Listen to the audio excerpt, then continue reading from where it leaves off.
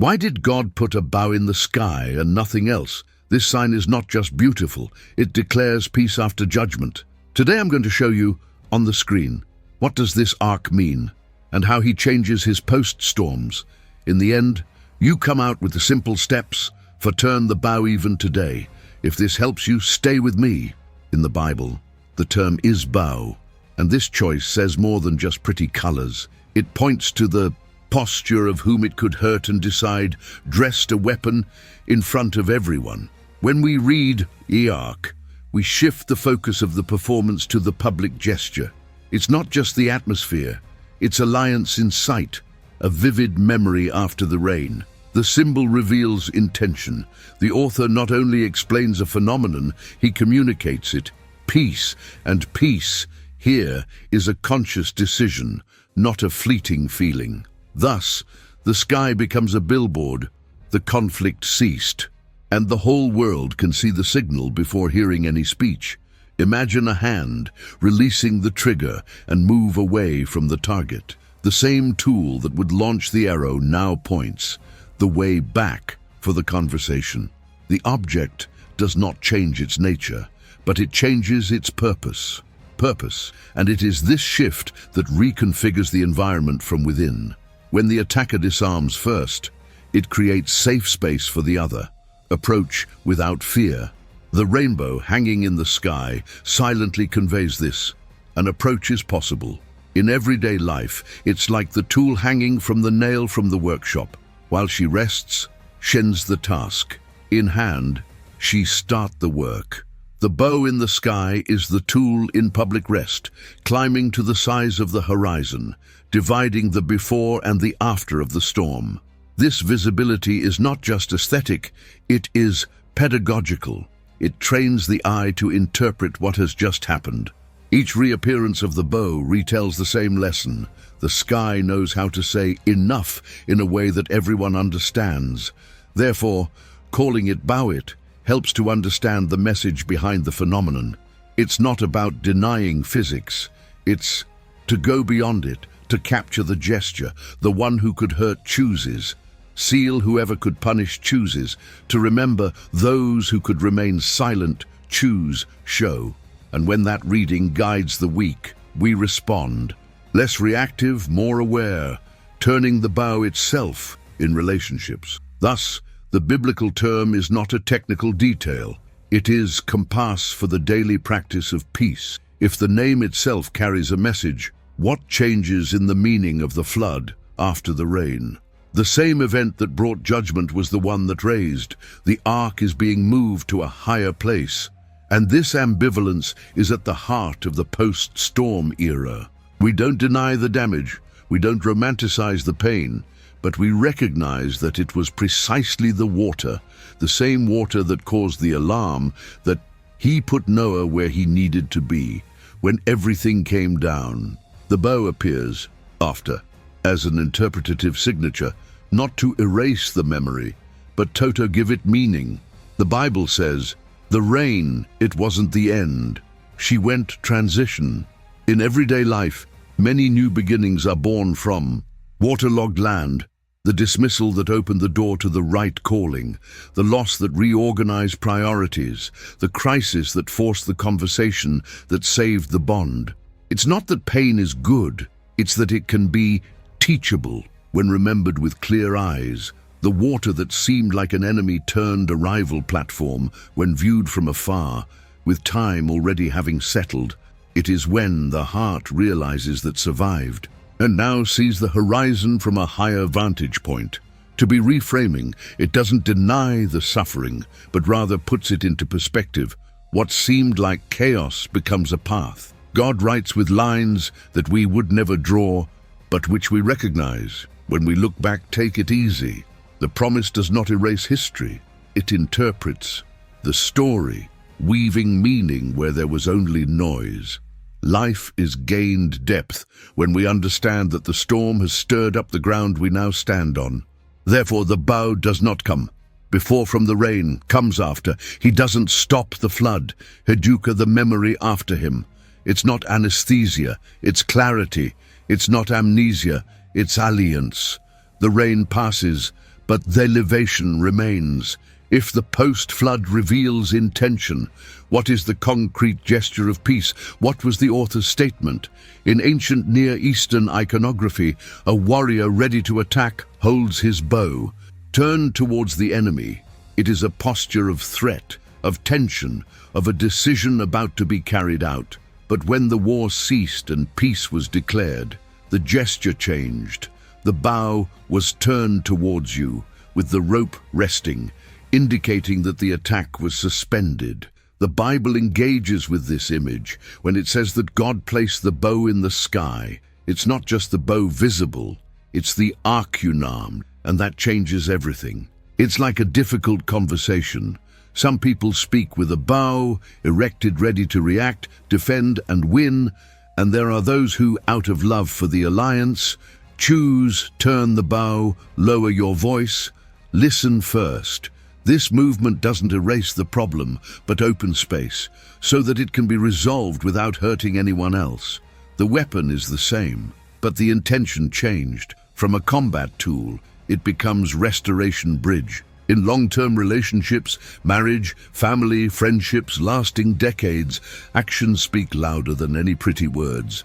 When someone disarms the hand, the whole atmosphere feels different. Trust finds room to be reborn, even if there is still pain. Peace here is not the absence of tension, it is Stunt's decision. The rainbow in the sky is this silent liturgy of reconciliation. Every time the rain gives way to the sun, the world receives a wordless reminder. God prefers peace. And we, reminded of this, can choose the same direction in the next difficult dialogue, even when we're right, even when it hurts, because the alliance is worth more. If posture is so important, why does God repeat this sign 3 times? No text. When something appears 3 times in Scripture, it's not a detail. It is village. It's the biblical way of saying, don't forget. That's it, fundamental. With the bow, this repetition transforms a phenomenon of seconds into permanent memory. It's not just something that happens in heaven, it's something that should happen within us, always.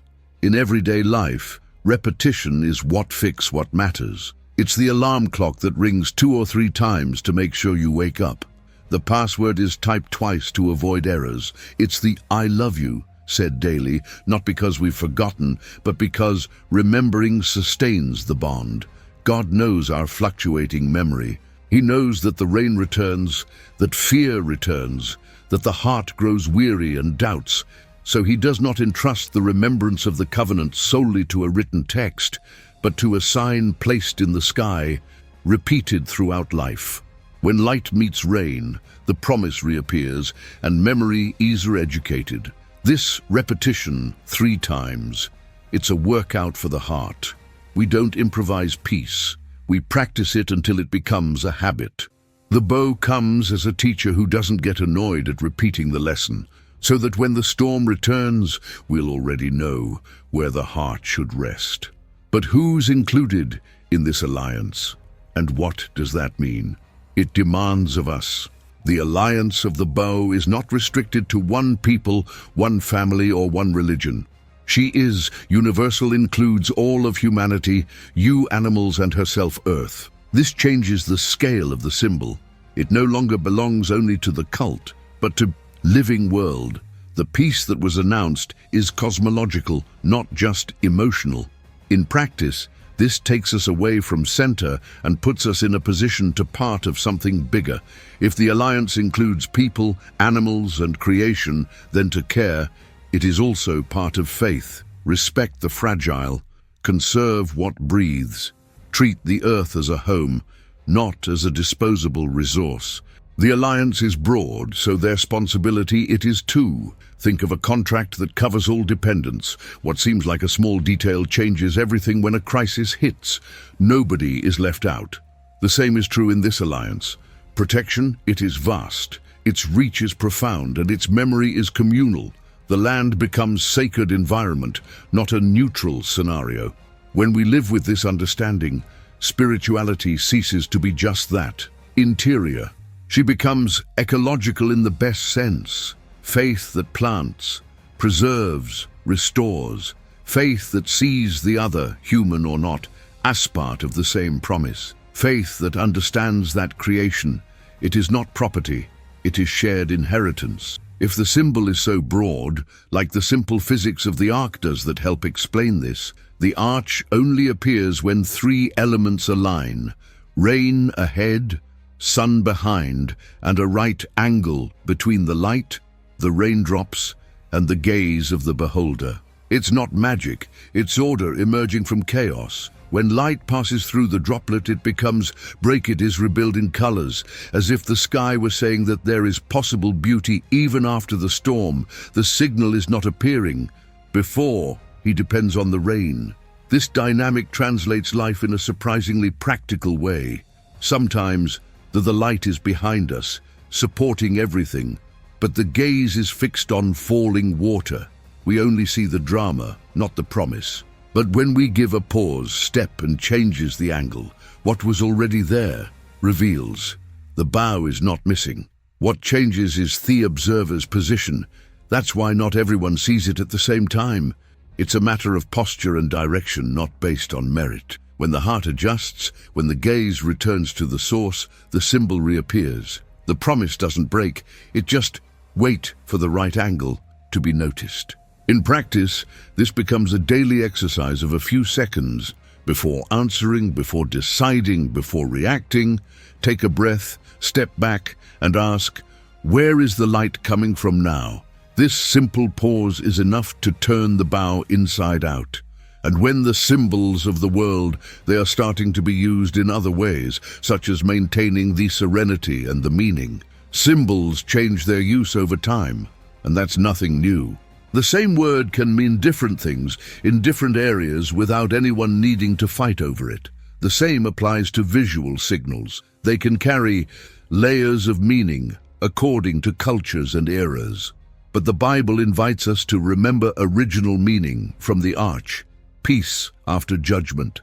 In our daily lives, we already deal well with this multiplicity.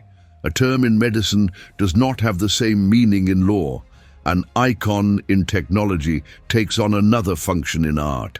And that doesn't mean we go to war every time someone uses the same word in a different way.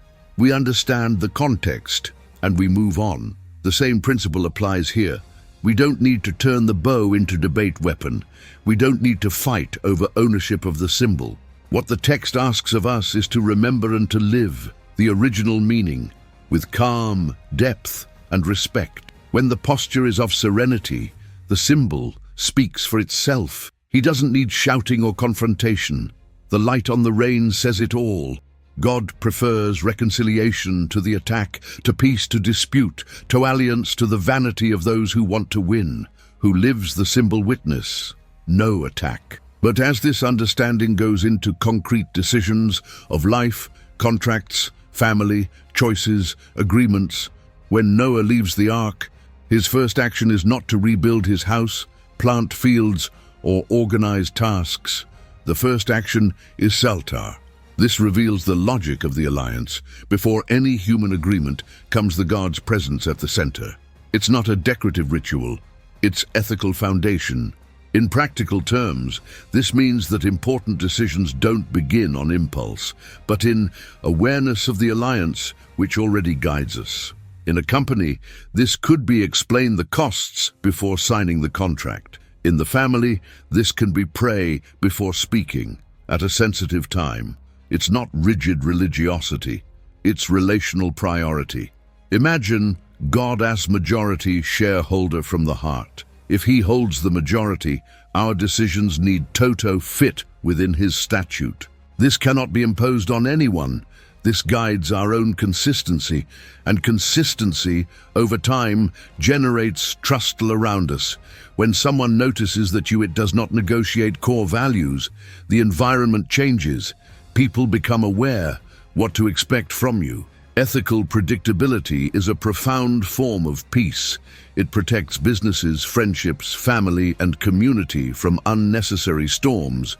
But what when live together is it difficult? How? Do not abandon the ark when it feels cramped.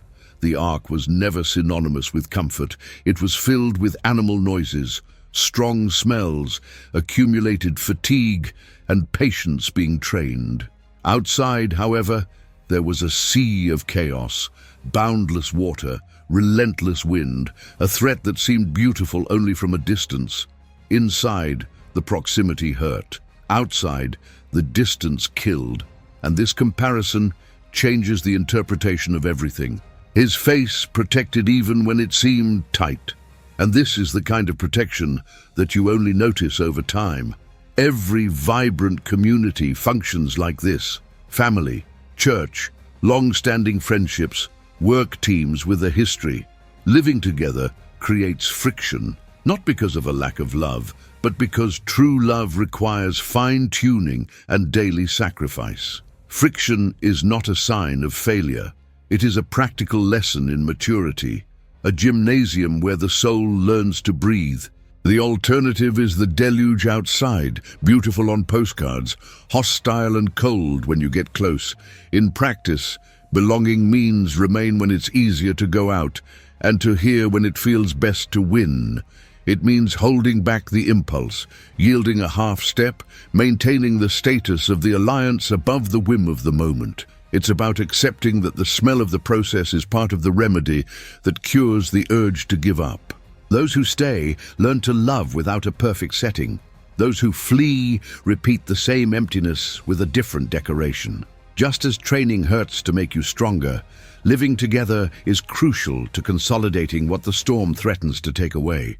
Like a house that only becomes a home when it goes through tough times together, without window dressing, without editing, with stubborn grace. Like on a damp deck where you complain about the smell, but are grateful to still have it, floor underfoot.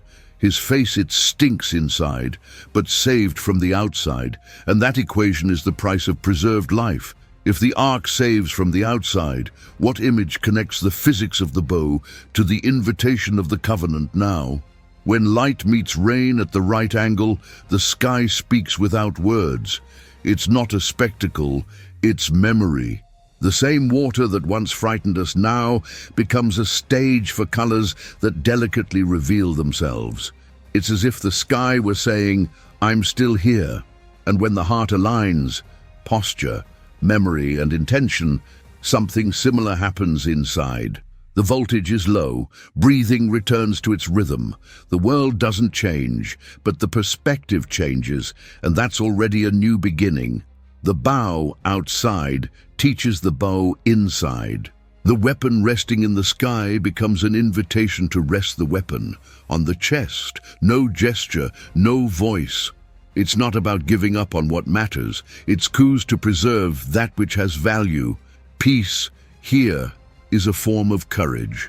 Then the scene comes together. Rain ceasing, gentle light, silence that needs to prove nothing. The alliance is not theory, it is presence. And at that moment, we understand. The rain passes, the promise remains. True peace is posture, not circumstance. The rainbow in the sky is not just color, it is peaceful stance after the judgment. We saw that God rests the weapon and leave the alliance at sight to educate our memory. We understand that the storm may raise and that repetition trains the heart to remember.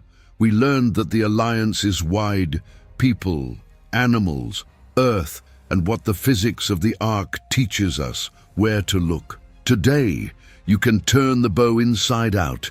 Less reaction, more presence, less dispute, more care. The rain will pass, the alliance remains. Now it's up to you, where you're going to turn the bow.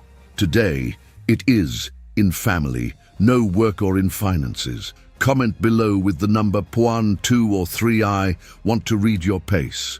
If this message made sense to you, envy. This video is for someone who is going through a difficult time. We don't walk alone. The alliance is for all us. And if you want to delve even deeper into this journey, continue with me in the next video.